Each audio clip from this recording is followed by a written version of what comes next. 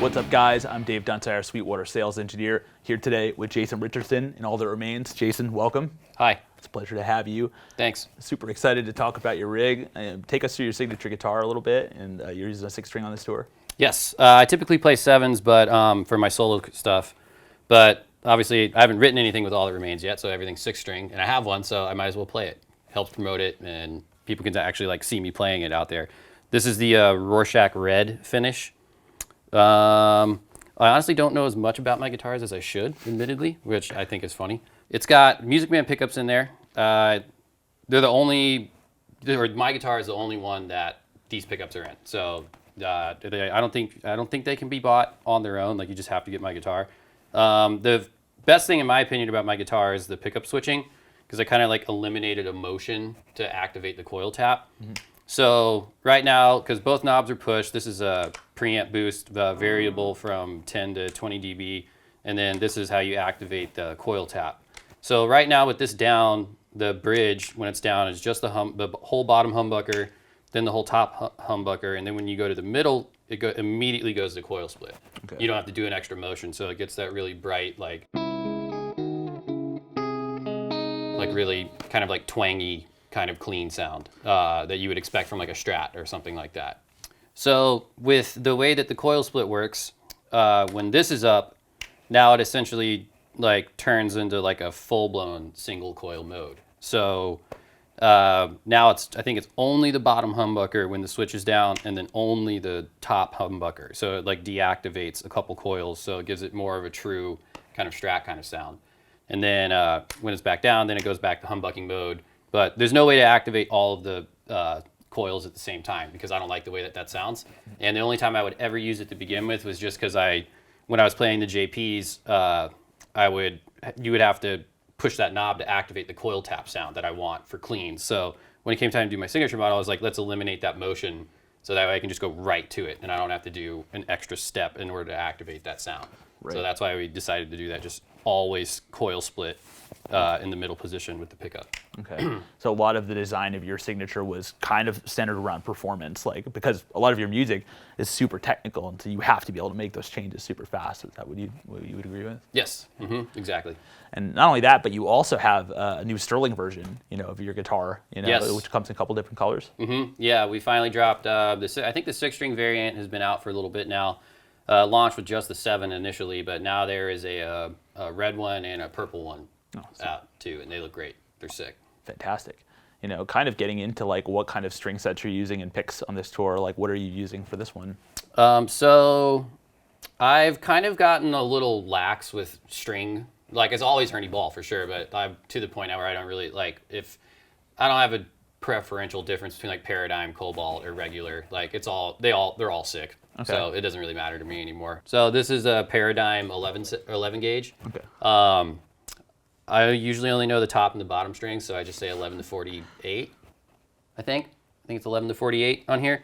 I don't know, I just always say 11s because we have to tune the C sharp for this stuff, so that's like a good balance between not being like too tight, and still being able to like handle bends and all of that stuff really well without it like destroying your fingers or anything like that. And staying in tune with the down tuning. Right. And your guitar, you have locking tuners, but you have a full trim, and that stays really in tune for you. Mm-hmm. Yep. No issues pretty much ever, especially with live. Like, there's a couple moments where I have to go pretty ham on the whammy bar, and it makes it through the whole song for sure. That's fantastic. Let's kind of get into the rest of your rig. You guys are running Sennheiser wireless. Mm-hmm. Tell me a little bit about your presets and like what models you're using. You've been using Fractal for a long time. Yes, I've been using the Fractal since the Ultra, the original one, the very first one. And I've kind of always just used like the same general patch like this whole time, and I've just tweaked it a little bit like as the models keep upgrading, they can handle more processing and all of that kind of stuff. But I honestly, I can't remember what my head is. I think it's a Friedman. I think is the model I'm using. Let's look. I have to go to the right scene.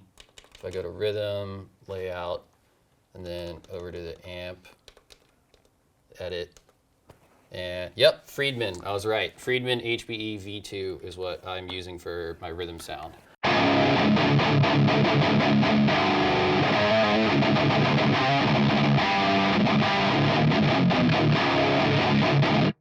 Fantastic. Sounds all right. And you used Friedman amps on your first solo record. A little bit, yeah. The first solo record was Taylor Larson, the guy who mixed it. It was his idea to do this, and I think for the first album, if I remember correctly, it was like 2016 now, but we used a PRS Archon, which is what I primarily use whenever I use an amp head, especially the new one, the Archon 50. That one's really sick.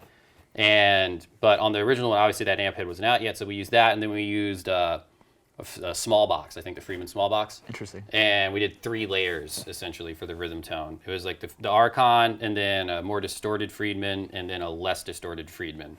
And he just like phase bended them all to work together, and that's how we got that rhythm tone for the first album. That's fantastic. You know, your solo record definitely has like so many layers as far as the composition goes, and your home studio is really in depth. You know, you use a lot of contact instruments, you do a lot of in the box writing. Can you tell us a little bit about your studio? Yeah, well, with the first album, I was having like CPU issues and stuff like that because I had the computer couldn't handle my ideas essentially, so I was always having to commit things to audio to free up resources, because I'd have like 14 instruments open, and then my computer would get mad at me and be like, yo, you have too many instances open, turn some of this stuff off. So I got really frustrated with that. I figured out just doing research online about like the slave machine setup, where you have the second computer that essentially like dudes like Hans Zimmer, Ben Wallfish, Tom Holkenborg, all of them, they have like a server essentially of sounds where they have like 7 or 8 different machines all just preloaded with these instruments on there. So there's this one composer named Jason Graves. He has a YouTube channel, and I watched a lot of his stuff, and he explained a lot of the Vienna Ensemble Pro software on there, and that's essentially how I discovered this company called Vision DAW, which makes our computers specifically meant for just hosting instruments, like essentially like a server for just contact instruments. So I got one of those, figured out how to network it all together, and now like I think on my new album that's coming out, I had like 80 instruments open or something like that on there, and I was like barely hitting 50% on the computer. Wow. So yeah, that's a lot better than having like 10 to 15 things open and then my Mac yelling at me because it can't hang. Yeah. And you did this new record that's going to be coming out back at Taylor Larson's. Yeah, at Mixwave Studios. Yep. That's fantastic. Yeah, I mean, especially for, you know, when you're writing this record, you know, kind of what's your creative process like? You know, do you spend a lot of time like in your studio kind of just like hashing out ideas? Are you kind of collaborating with anyone like Luke is your drummer on the stuff? Yeah, Luke Holland. It's a little bit it's primarily me, but every now and then there's a couple parts on some of the songs where he gave me a drum beat. Essentially, he was like, yo, I came up with this, and then he'll come over, program it out in MIDI for me, and then I'll write to that, where he gave me just this crazy drum beat, and I just took the chord progression that was like happening prior in the song and some melodies and stuff that were in there, and then just figured out how to make this really strange part. Wouldn't have came out like that if he hadn't given me the drum beat beforehand. That's fantastic. Because I essentially just wrote to everything that he was doing in that part. Yeah. You also have like a couple cool pieces of analog gear in your studio, like you utilize the Procasti reverb. Yep. You know, what are you using that on? Like, is that something that you're kind of reaching for a lot more? Oh yeah. Well, I mean, they're not cheap, so No. So I paid it, or I obviously I'm gonna use it as much as I possibly can. I got that from you guys. It was a demo model, so I saved it a little bit, which was sick. But yes, I primarily use it for like strings, obviously, because that's what sounds the best. I always bypass any built-in effect or anything like that, and then make my own. So that way everything's like way more cohesive. Sounds like it's in the same space, a lot less like things fighting each other. But yeah, if the stem is available for the Procasti, like on the newest song that just came out, Upside Down, like I think I used that for like the classical guitar reverb and stuff like that was on there. You just like I know there's like the Seventh Heaven plugin and all of that kind of stuff, but it sounds close, but it's not the same as the hardware unit. It's like usually the last 10%, like when you're talking about like the real thing versus like like a plugin or a modeler, like you do really feel the difference. Oh yeah, I would say for sure. I mean, it's like the difference between just like some coding and then like a $4,000 hardware unit that like heats up and has all of its own processors and all of that stuff in there. Like you can hear it for sure. But yeah, I love that thing. I want more of them. There's dudes like I think Alan Meyerson has like 6. He mixes like Hans Zimmer's stuff. If I'm remembering correctly, I watched like some tutorials and stuff, and you know those guys are always mixing in quad for film scores. So I think he said he has like a front and stereo rear, so it's like 3 separate stems he can utilize for the orchestra and surround mix. Yeah. Do you your style is so significant, like you definitely have kind of cultivated your own signature. You know, what were some of the things that influenced you when you were getting started? Like you've listed a lot of great composers. Like was a lot of it compositional? Were there like other elements that kind of influenced your sound? Oh yeah, for sure. I mean, you pretty much just hit the nail on the head right there. A lot of it's video games and movies and stuff. I honestly don't even really listen to metal anymore, other than just like the nostalgic stuff that like got me into it for the most part. Like every now and then a new artist will come up and I'll be like, oh, that part's cool, but I might not necessarily like go and like listen to it a ton or anything like that.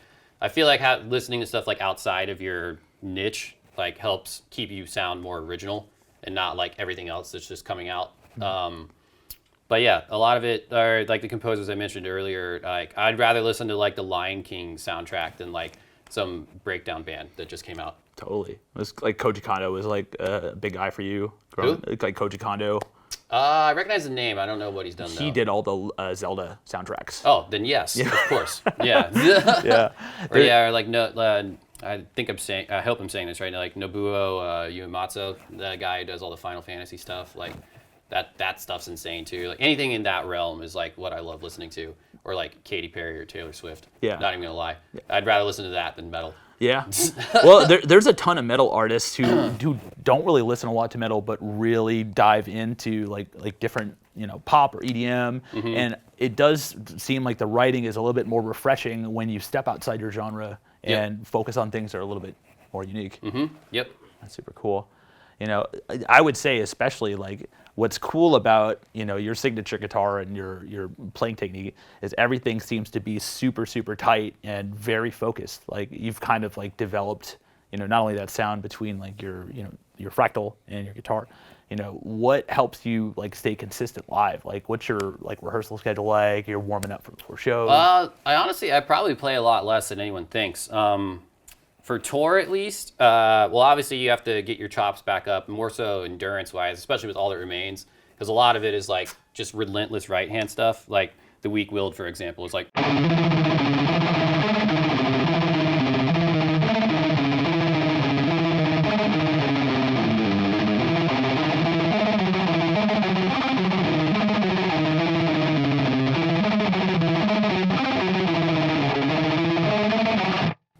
Yeah. So that's not like, you can't just like play that out the gate if you haven't been practicing for a while, especially when you're doing like almost an hour set of that.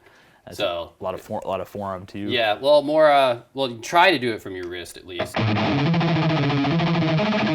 Your forearm is attached to your wrist, so it inevitably moves a little bit. But if it's economy of motion wise, you want to try and keep it primarily from the wrist. Yeah, definitely. But yeah, so for live at least, I try to only warm up maybe like anywhere from 30 minutes to an hour before we go on, so that way I don't overdo it. Because if you warm up too much, then you're already fatigued by the time it comes to play the set. So I just like play through all the solos and like some riffs like that, and then maybe some stuff that's actually, or maybe some of the solos that are a little bit harder. I'll literally just play them like this, like.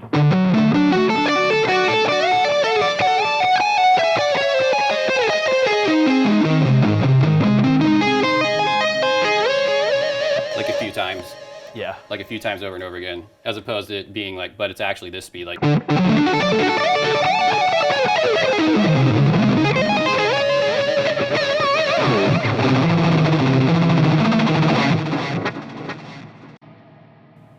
then it goes right back into that other riff I played. So you see the endurance thing is like huge with the All That Remains stuff, especially this album. That's fantastic. I mean, this Fall of Ideals was a huge album for me growing up. You know, like kind of like the, the metalcore before, from New England. You're looking at like Shadows Fall and All That Remains and Killswitch. And that's it's super cool to see you playing this stuff. So it's weird to be playing it. Yeah. I mean, you never would have. Obviously, it's not. Well, if everyone knows, like the guy I replaced, Ollie, like he passed away, and he was my friend, and so when they asked me to join, like I obviously had to say yes, and because I love playing this stuff, like you just said, I grew up listening to the band, like Guitar Hero and stuff, in middle school and high school. I literally think, well, that album came out in 2006. I'm 30, so I was like, I think 15, if my math is correct, when this album came out. So yeah, it's an interesting concept to think about, but it's pretty surreal. Yeah, absolutely. Well, you guys are doing a great job, and it's exciting to see the tour going out, 15-year anniversary, and excited to see your new album come out when it does. So it'll be soon. Yeah, it's I won't go into details, but it's been just the business side of things. Sometimes music sucks. Yeah, definitely. Awesome. Well, Jason, thank you so much for coming out to Sweetwater, taking us through your rig, and talking about your guitar. Have a great rest of the tour. This is Dave Dunsire from Sweetwater Sound. Signing off.